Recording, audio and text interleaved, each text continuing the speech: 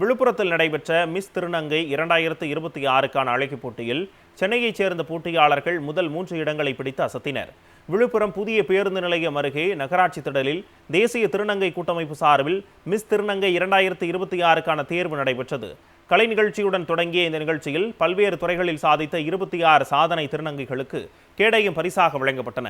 இந்நிகழ்ச்சியில் முன்னாள் அமைச்சர் பொன்முடி, கானா வினோத், நடிகை அர்ச்சனா, முன்னாள் சேர்மன் ஜனகராஜ் ஆகியோர் சிறப்பு விருந்தினர்களாக கலந்து கொண்டனர்.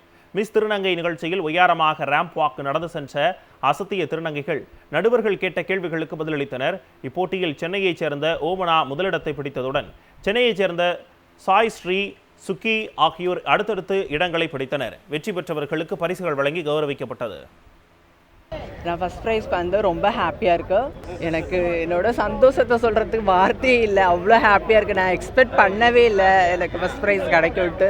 ரொம்ப ஹாப்பியாக இருக்குது. இது என்னோட 5th இயர் விழுப்புரம் வருது. இந்த வருஷம் எனக்கான வருஷம்னு நினைக்கிறேன். எதுவாக இருந்தாலும் யாராக இருந்தாலும் நல்லா படிங்க, வீட்டில் நம்மளை பற்றி புரிய வைங்க, எடுத்து சொல்லி புரிய வைங்க. அவங்க கண்டிப்பாக புரிஞ்சுப்பாங்க. போல்டாக பேசுங்க, தைரியமாக இருங்க, எல்லாத்துக்குமே வெற்றி கிடைக்கும்.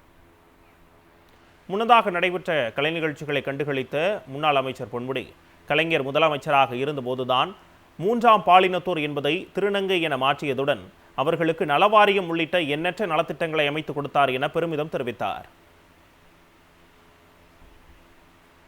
திருநங்கைகள் கொள்கை என்று 2025 அறிவித்து அவர்களுக்காக பல்வேறு உதவிகளை, திட்டங்களை உருவாக்கி செயல்படுத்திக் கொண்டிருப்பவர்தான் நம்முடைய தளபதி அவர்கள்.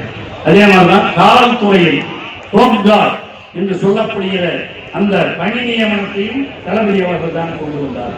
ஹோம்கார்டு அதே போல அற இல்லங்கள் போன்ற முக்கிய உதவிகளை செய்தவர் தான் தளபதி அவர்கள். ஆகவே குடும்பத்தால் கைவிடப்பட்ட திருநங்கைகள் அந்த மாதிரி கொஞ்சம் பேர் இருக்கிறாங்க. இன்னொன்று சொன்ன காலமும் உண்டு. அவர்களுக்கு பாதுகாப்பாக தங்கும் இடம் அதையும் கொடுத்தது நம்முடைய தளபதி அவர்கள்.